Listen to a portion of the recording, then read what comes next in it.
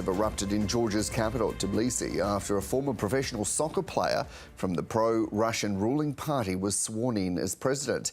Mikhail Kavalashvili played for several clubs, including as a striker for Manchester City, before being elected to parliament in 2016.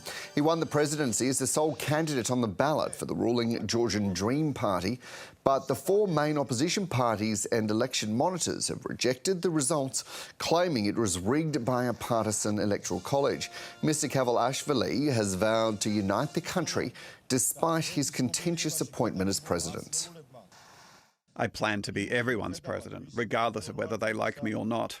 My future efforts will be directed towards the consolidation and unification of society.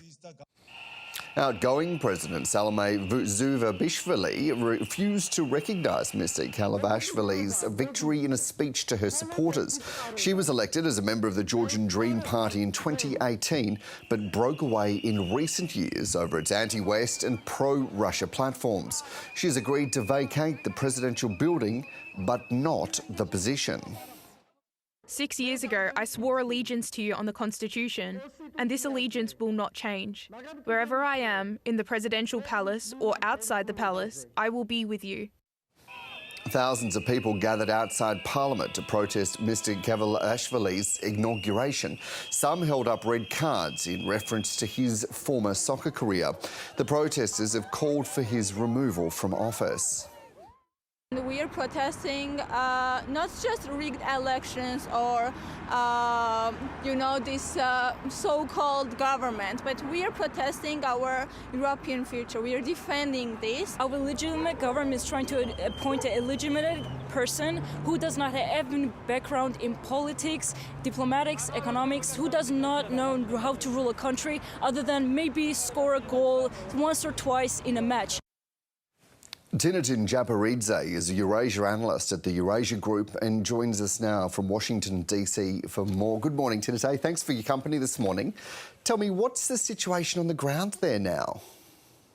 Dan, it's great to be with you today. The country is in a chaotic situation, to say the least, essentially caught between two very different realities. One reality is presented by the Georgian Dream on state-run television channels, while the other is visible in the streets, where hundreds of thousands of Georgians are continuously gathering in Tbilisi and beyond, demanding new, free and fair elections. This call for change stems from the lack of fair elections in October of this year, but also, as some of the speakers whom you featured earlier talked about, the trajectory of the country that has changed entirely under the Georgian Dream, where it is no longer moving toward Europe, but rather away from it.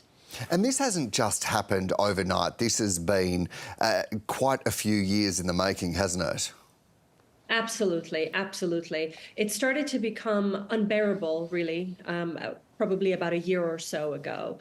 And over the past few months, it's come to the point where some of those of us who were sort of talking about the situation being very alarming, the country moving toward Moscow, finding itself over time under Moscow's direct orbit, now, all of these alarmist sort of viewpoints are now our reality. And unfortunately, the situation is only getting worse by the minute. Whereas earlier in the year, and especially last year, the Georgian Dream was able to still sell this trajectory as an attempt on its part to sort of have this multi-vectored foreign policy to try to please everybody, including its very complicated and problematic neighbor, which is Russia.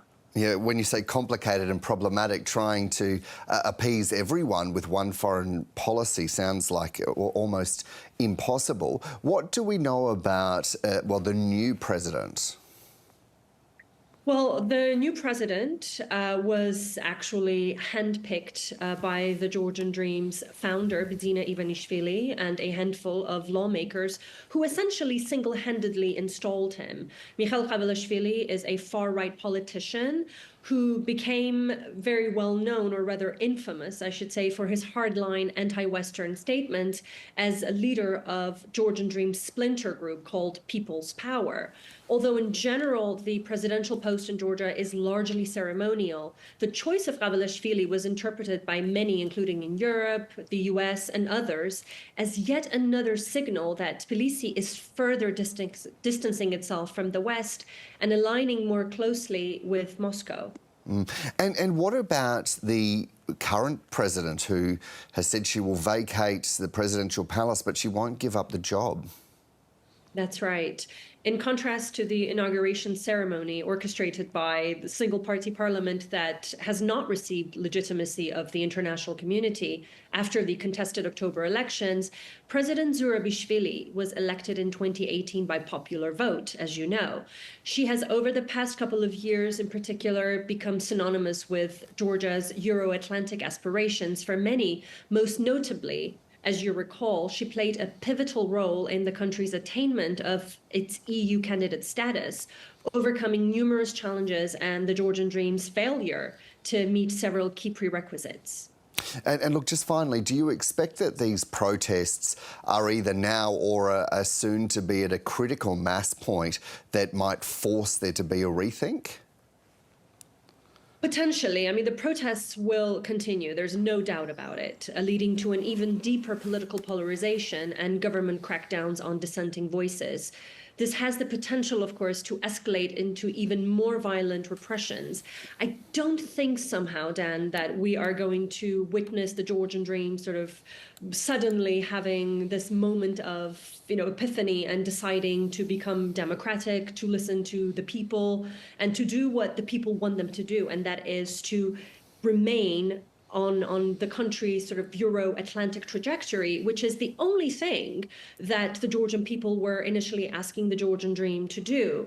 So unfortunately, I just don't see a reality in which this could happen. So what we're likelier to see over the coming weeks is further deterioration of relations between the Georgian Dream and a handful of their constituents and the greater public, the Georgian people who absolutely do not consider the Georgian Dream to be their leaders, their legitimate leaders, because in their hearts, and we're seeing this in the streets of Tbilisi, they do believe that Salome Zurabishvili, whose mandate ended on the 29th of December, is and will continue to be their sole legitimate leader until new, free and fair elections can be held in their country. Yeah, certainly troubling times. Tinatin Jabaridze, Eurasia analyst at the Eurasia Group. Thank you. We appreciate your insights this morning. Thank you so much.